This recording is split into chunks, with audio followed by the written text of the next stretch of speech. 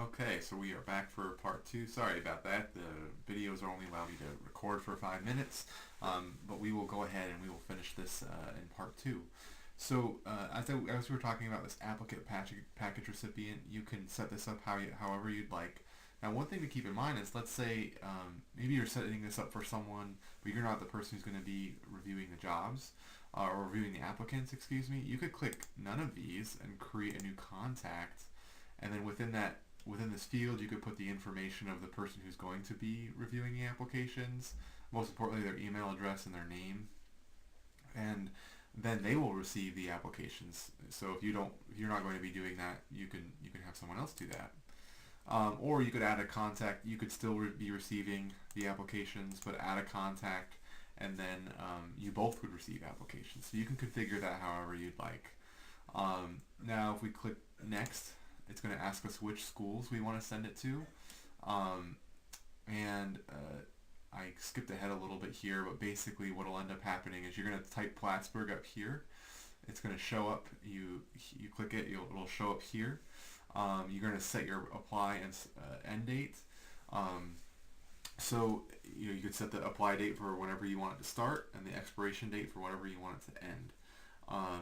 And from there, what I would recommend is just one thing to keep in mind is students will be able to see the expiration date.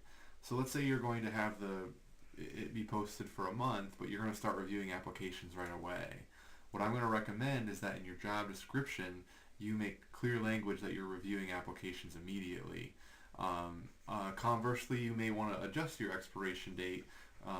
If you're going to be recruiting people immediately, and maybe after 2 weeks, you want to have the expiration date in 2 weeks, you could certainly do that, or even a week. You can set it however you'd like, and you can always adjust it too. If you're not getting enough applications, you can extend it out if you'd like as well.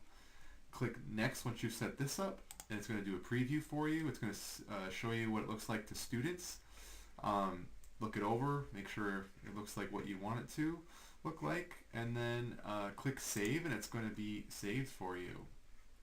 Now, one thing to keep in mind is once you get to this page, if you scroll down, you'll see this new attachment. So I referenced before about how in those the other documents you can require, as you select that as something you want maybe students to upload your application that you've created, you can put in an attachment here, choose the file you want to have. I'm just going to pick a random file here,